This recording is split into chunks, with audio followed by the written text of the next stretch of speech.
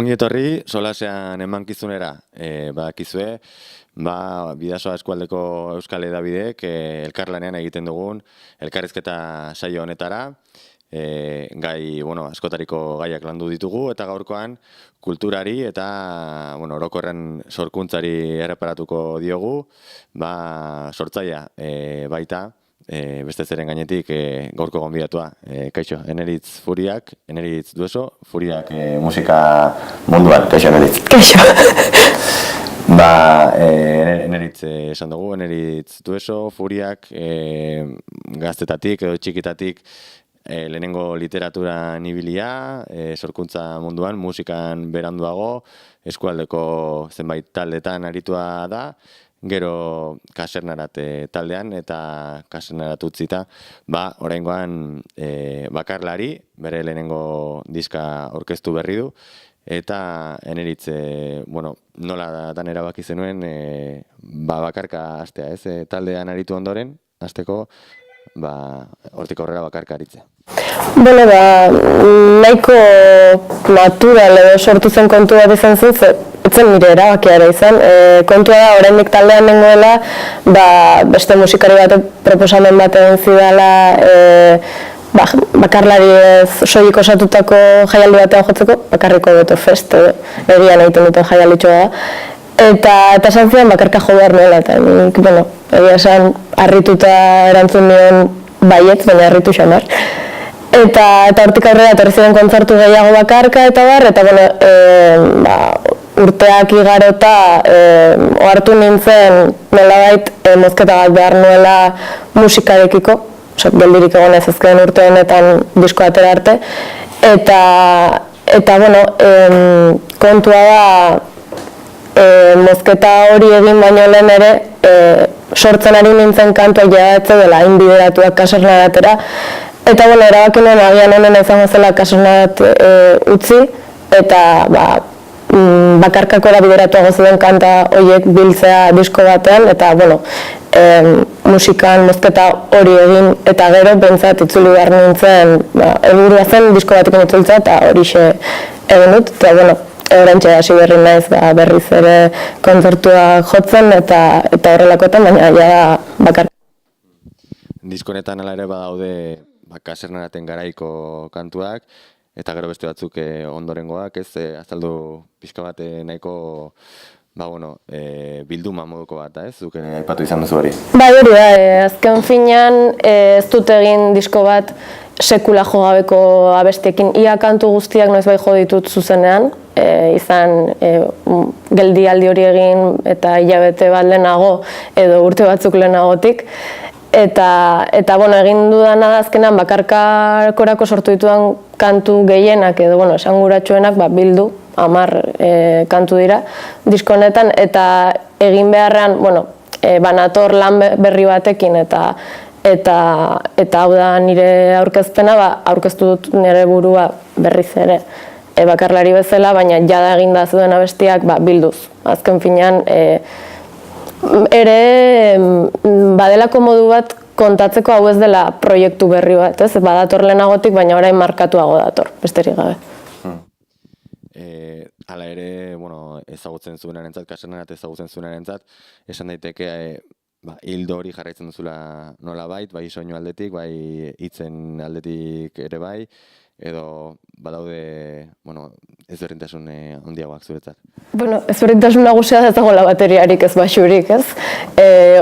Hori zen taldekide jotzen zutena, eta hori da pixka bat desagertu dena diskontan, ez dut esan nahi, agian hurrengo disko batean ez denik batere egongo horrelakorik, ez? Baina, hori da ezberdintasun nagusia, estilo aldetik egia da antzekoa dela, agian badaude kantu lasaiago batzuk, batez ere, agian ritmoa sartze horrek eragiten duelako ere kantuetan, ez? Baina egia da ez dudala bapatean aldatu, grinkoretik musika klasikora.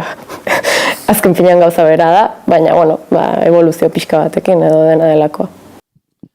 Atretzo, zure lana, autoekoitzia batez ere, zergatik?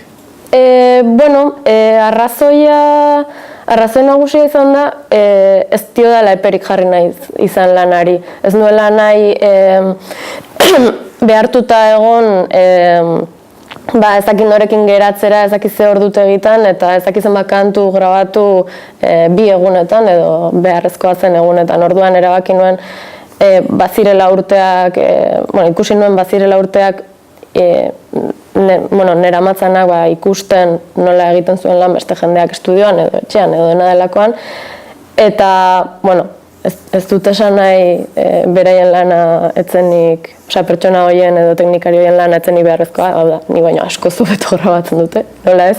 Baina, nik nire buruari grabatzak ekarri dana da, gaur 3 akorde grabatzen baitut ongi, eta hurrengo egunean 10 kantu, ez 10 dira kantuak, baina 3 kantu batean grabatzeko gai banaiz, primeran.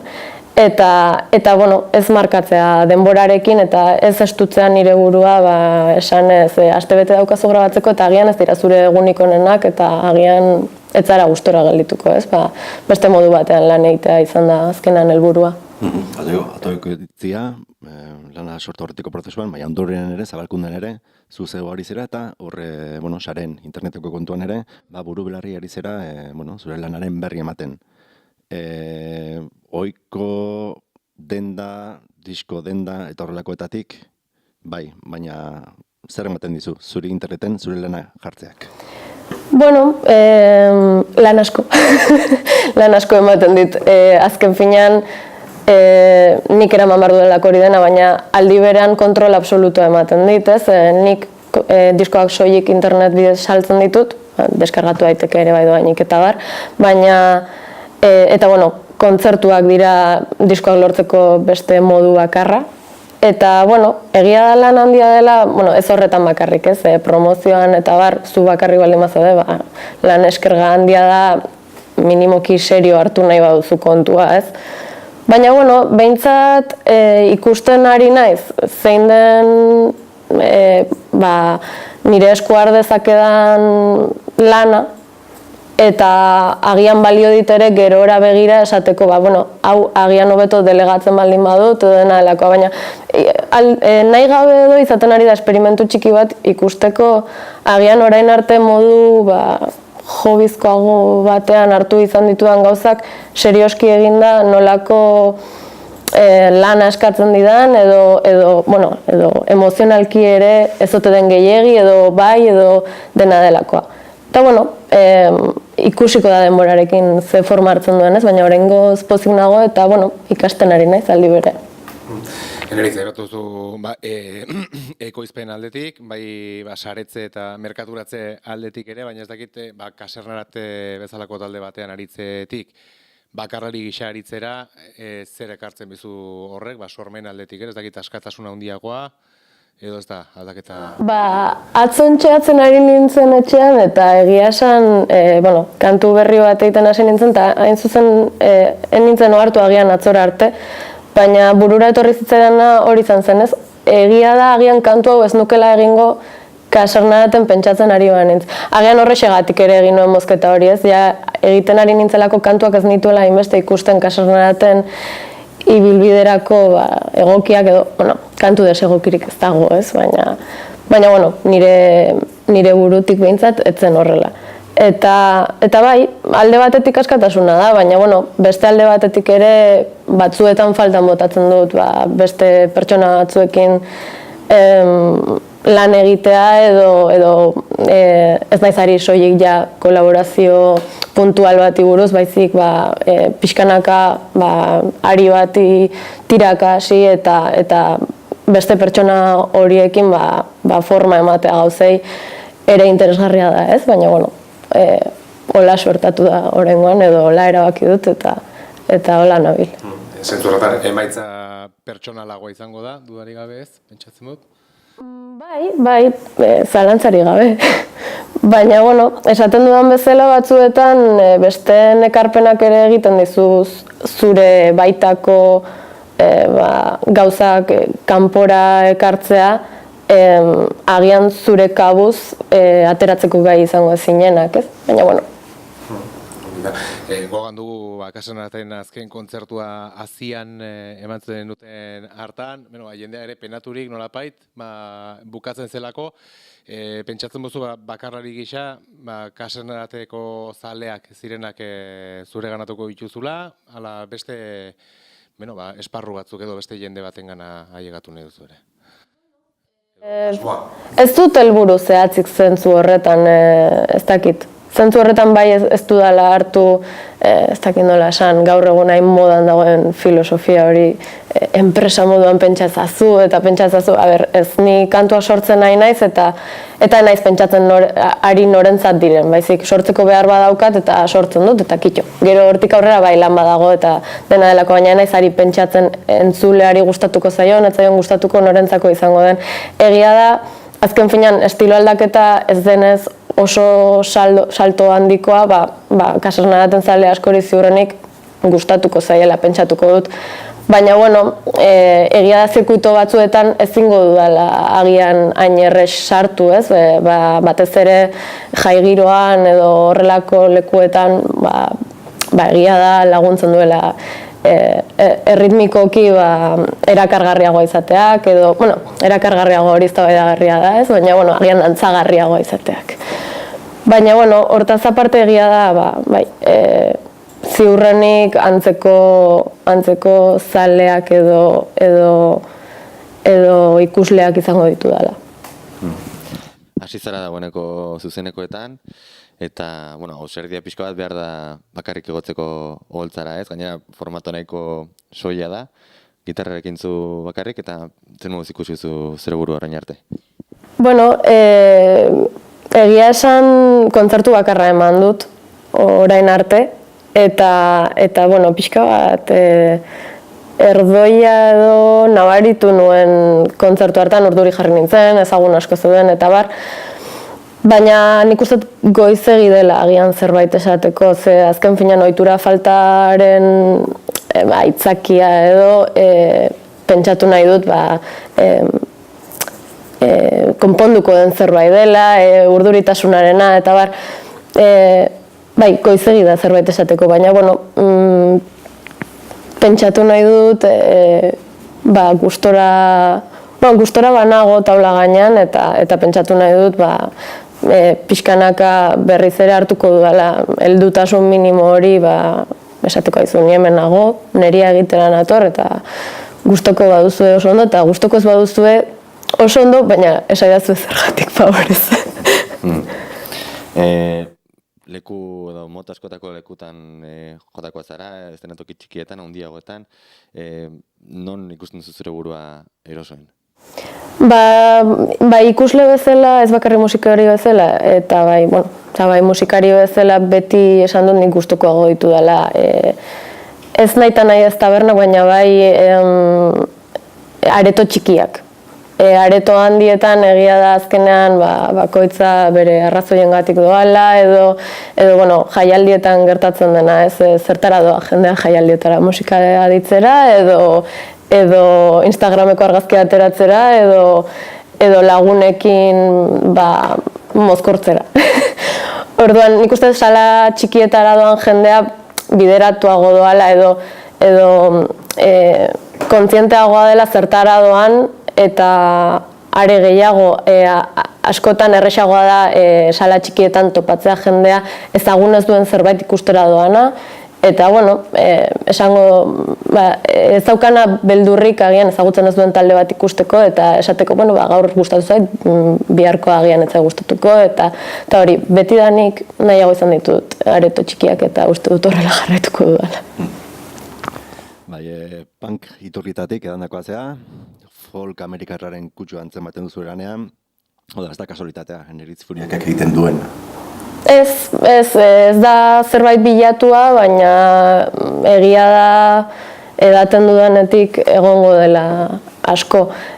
Gaur egun egia da gauza asko entzuten ditu dela, eta edaten dudana nabarituko balitz agian ez dakit elektronika egingo nuke musika klasikoarekin nahaztuta, baina ez daukat kapazidade hori, orduan badu eragina, batez ere gazteagotan entzun izan dudanak, baina ere badu eragina ze formatutan jotzen dudan, ez? Ziurrenik ez nuke berdina egingo sintetizadore batekin edo gitarra elektriko batekin, gitarra akustikoak berak ez da mugatzen nahuela, baina bai nire kasuan behintzat bide bat ematen didala, eta bai folkaren eragina, ezin da zalantzan jarri, ez da, bai. Bai, Javier Muguruzak aipatu zuen, Japonera juntzenean, Doneti Anaiak lan aurkestera, aipatu zuen, bera bazekila basura publiko bat. Publikoa berez badago edo sortzen da publikoa? Gaur egun ez dakit sortzen den publikoa, ze egia da estilo jakin batzuek ikusle edo entzule jakin batzuk izaten dituztela, batez ere proiektu pertsonalago ez hitz egiten dugunean edo estilo bereziago ez eta edo lasaiago ez. Ez dakit, ez da nola esan. Ez dut inorekin sartu nahi, baina ez da zerbait txarra, baina adibidez zabalagoak iruditzen zaizkit hori festarako bideratuago dauden estiloak edo folklorea esate baterako, nik uste errazagoa direla heltzeko jende zabalago bati.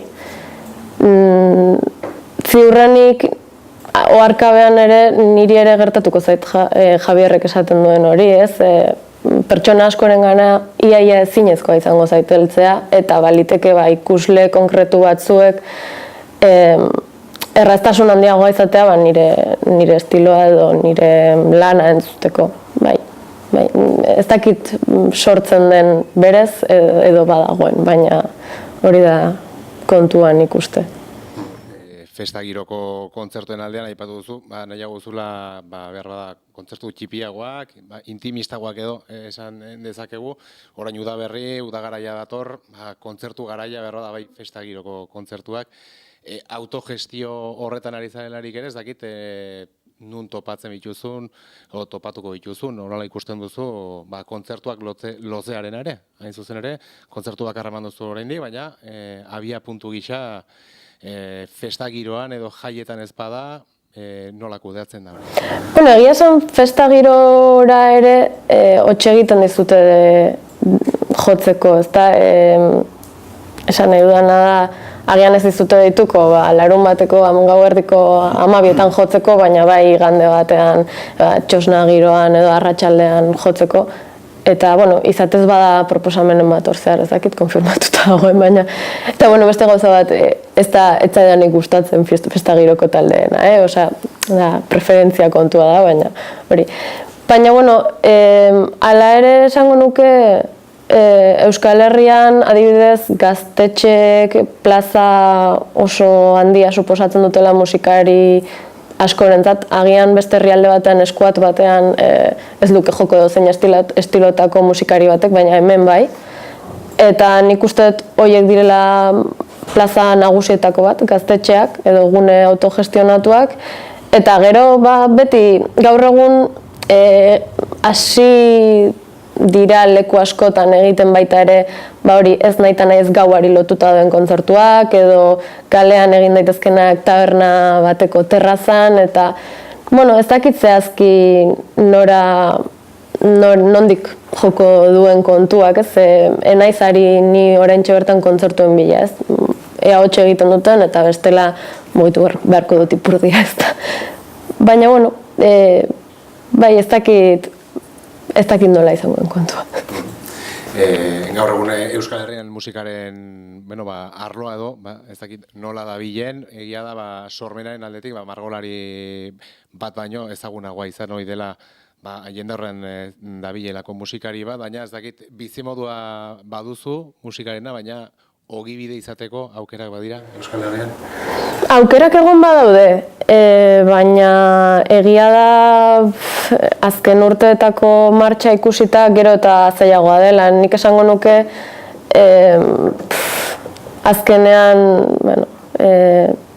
edo gauza ezberdinen kombinazio bat egiten duzu edo edo ez dakit, zuk ere indar asko izan behar duzu lortzeko soilik musikaz esan nahi dut, diskoak saldu eta kontzertuak jotzeaz bizitzea. Agian pres baldin bazaude denbora guztian jotzen aritzeko, esan nahi dut Euskal Herriko mugetatik kanpo ere bai, posible da, baina horrek ere ez dakar desgaste makala. Pentsa egotea urtean 9 hilabetez errepidean, agian behar bezala ez jaten, beti behar bezalako baldintzetan ez, eta askotan agian tratu bat egin duzu eta gero ez da esan zizuten hori ez. Baina, nik uste gauza ezberdinak kombinatzeko aukera baldin baduzu, edo aurpegia botatzen baldin badiozu apur bat, hemendik agian beka bat eskartu, handik, saiatu gehiago kobratzen agian kontzertuetan, kontzertu asko eman beharrean, edo dena delakoa, lortu daitekela. Erresa ez da, inondik inora.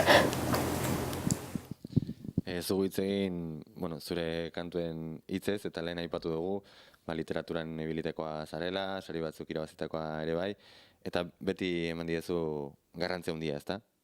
Kantuen hitzei. Bai, beti esaten dut, azkenean lehen asko idazten nuen, eta horren ez dut idazteko astirik topatzen, eta nire zirrikitua izaten da musika. Eta, eskerrak, beti esaten dut hori ere, ez, aukera hori ematen didalako. Eta, bai, batzuetan ikuste togarkabean egiten dudan zerbait dela, ez, ohituta nago idaztera nire estiloa edo badaukat eta hortik jotzen dut. Eta gainera ez zait gustatzen agian edo ez zait ateratzen egitea kantuak esaldi bakarrekoak edo hitz bakarrekoak. Eta beti esaten dudan bezala, beste jendearen musikan asko gustatu alzaizkit esaldi bakarreko kantuak edo hitz bakarreko kantuak, meritua behar da hola kantu on bat egiteko eta zu harrapatzeko. Baina, nire lanean behintzat ez da horrelakorik eta egia da, letrak pixkan matxakatzen ditu dela batzuetan. Lanak ateratzen du izena, eta nik ateratzen lotzen dute itxurarekin, gaztelaniaz esan nahien ez dudan hitzatekin, esan gut, posturegarekin, horrekin nautxi nahi duzu? Itxurakeria horrekin? Zerren itxurakeriarekin hautsi nahi? Nik esango nuke itxurakeriarekin apurtzea zinezkoa dela, lehenik eta behin. Gero, ezpada argitzeko, diskoak berez ez du izenik, atretzo da aurrerapen kantuaren izena.